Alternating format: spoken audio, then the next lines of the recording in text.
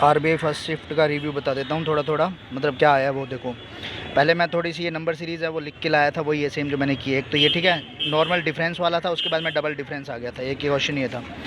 उसके बाद में आया था कि मल्टीप्लाई इंटू वन, मतलब 2 से 3 से मल्टीप्लाई करना था, एक में +1 करना था, एक बार -1 करना था, ठीक है। एक ये नॉर्मल था जिसमें 2, 4, 8, 16 का डबल करना था। एक ये वाली थी थोड़ी सी इंटरेस्टिंग टाइप में थी। इंटरेस्टिंग मतलब ऐसे था कि इसको 1 से मल्टीप्लाई करना था, इसको 0.8 से, 0.6 से, 0.4 से और 0.2 से, ऐसे करके था, ठीक है। एक वाली में 7 ऐड करना था, 13, 7, 13, 7, 13 ये था। अब मैं नॉर्मल बता देता हूँ सारा क्वेश्चन वगैरह।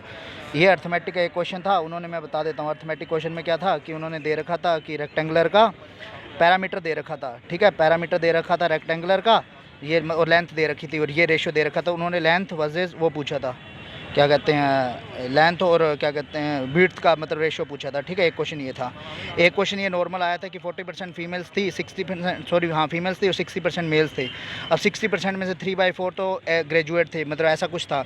उसके बाद में जो नॉन ग्रेजुएट थे वो इतने बच जाते हैं। बाद में उन्होंने फीमेल्स का पूछा था, इसका 36 आंसर है, ठीक है। 360, 336 जो भी आंसर है। और ये क्वेश्चन एक डीआई आई थी, ये नॉर्मल एक्स और वाई की वैल्यूज़ दे रखी थी, मेल्स फीमेल्स थे एक्स और वाई के अंदर, ये 2016, 2018, 2020 में, ठीक है। ये सारा डेटा था ये इसके अंदर। और अब मैं आपको थोड़ा सा वो बता देता हूँ कि क्या क्या आया था। और इंग्लिश के अंदर सारा स्टोरी बेस था, एक पैसेज आया था स्टोरी बेस, ठीक है। एक पैसेज स्टोरी बेस था, एक रीअरेंजमेंट था वो, ठीक है।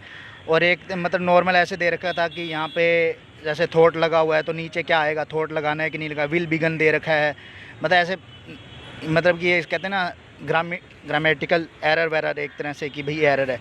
और 3 एरर वगैरह आ रखी थी, उनमें से सही करेक्ट वर्ड उठाने थे कि कौन सा करेक्ट है कौन सा नॉन करेक्ट है, ये वाले आए थे, ठीक है। और 3 ऐसे वर्ड थे, एक था कोलस था, ठीक है, एक इशू था। तो ये तीन ऑप्शन दे रखे थे, इनमें से मतलब 3 या 4 ऑल करेक्ट है या नहीं है। 3 ऑप्शन थे, सॉरी हाँ 3 ऑप्शन थे, पहला सही है, दूसरा सही है, तीसरा सही है, तो इस टाइप के था, ठीक है। इंग्लिश एकदम इजी थी, ड्यूरेबल, मतलब आप आराम से 25+ कर सकते हो।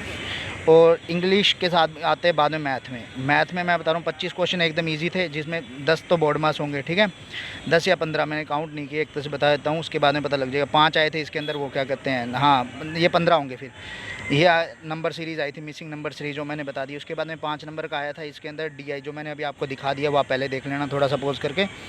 डीआई के बाद में आया था इसके अंदर 10 थे अर्थमेटिक के। अर्थमेटिक का क्वेश्चन देखो मैं बता देता हूँ। एक तो बोट एंड स्ट्रीम का एकदम इजी क्वेश्चन आया था, जिसको भी अभी भी नहीं आता तो वो मेरे वाले प्लेलिस्ट में बोट एंड स्ट्रीम करवा रखा है अर्थमेटिक के अंदर, उसके अंदर से क्वेश्चन था। एक था SICI का, एकदम इजी क्वेश्चन था, जिसमें 5% था और 10% दे रखा था। पी का एक में तो 70% का इन्वेस्टमेंट करता था, एक का पी का 30% का इन्वेस्टमेंट करता था, ठीक है। 5 ईयर्स के लिए ये था, इसको इससे मल्टीप्लाई करना और टोटल इंटरेस्ट था 700, ठीक है। एक क्वेश्चन ये था।